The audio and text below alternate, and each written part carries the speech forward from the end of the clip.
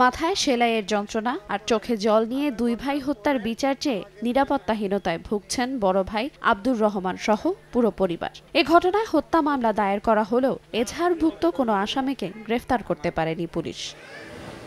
গত ২৪শে আগস্ট শেরপুরের শ্রী বড়দি উপজেলার মালাকুচা গ্রামে আলতাফ হোসেন শিরার নেতৃত্বে তার লোকজন লিটন মিয়াকে কুপিয়ে হত্যা করে। ওই ঘটনায় লিটনের ভাই আব্দুর রহমান, শরীফুল সহ অন্তত ৩ জন আহত হন। পরে উচ্চ আদালত থেকে জামিন পেয়ে উল্টো ভুক্তভোগী পরিবারকে মামলা তুলে নেয়ার হুমকি দেওয়ার অভিযোগ উঠেছে। আপন দুই চাচা, একজন গত ২৪ তারিখে ময়মনসিংহ মেডিকেল কলেজে মারা যায়, আরেকজন গত ৯ তারিখে ঢাকা মেডিকেল কলেজে চিকিৎসাধীন অবস্থায় মারা যায়। আমি অসুস্থ, এখনো আমি অসুস্থ, আমি এর সূক্ষ্ম বিচারটা চাই।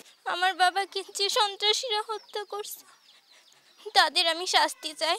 স্থানীয়রা জানান শিরা ও তার সন্ত্রাসী বাহিনী ৬টি খুনের সঙ্গে জড়িত, তবে একটি হত্যারও বিচার পায়নি ভুক্তভোগীরা। যে কোনো তুচ্ছ ঘটনায় তারা মার্ডার করে।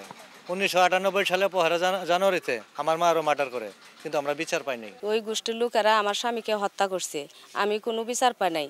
অন্তত পক্ষে এই দুই ভাইয়ের বিচারটা যদি সঠিকভাবে পাই তাহলে আমি আর আত্মাটা শান্তি পাবো। পুলিশ বলছে হুমকির বিষয়ে অভিযোগ পেলে আইনি ব্যবস্থা নেওয়া হবে। যদি কোনো হুমকি দিয়ে থাকে সেক্ষেত্রে আইনি প্রক্রিয়া অনুযায়ী তারা যদি আমাদের কাছে আসে তাহলে আমরা আইনানুগ ব্যবস্থা নেব। সেটা জিডি যোগ্য হলে জিডি নেব, মামলা যোগ্য হলে মামলা নেব। ৯ সেপ্টেম্বর চিকিৎসাধীন অবস্থায় ঢাকা মেডিকেলে মারা যান প্রাথমিক বিদ্যালয়ের শিক্ষক শরীফুল ইসলাম। খুনের ঘটনায় গত ২৪ আগস্ট শ্রী বড়দি থানায় ২৩ জনের নাম উল্লেখ করে হত্যা মামলা দায়ের করা হয়। সময় সংবাদ, শেরপুর।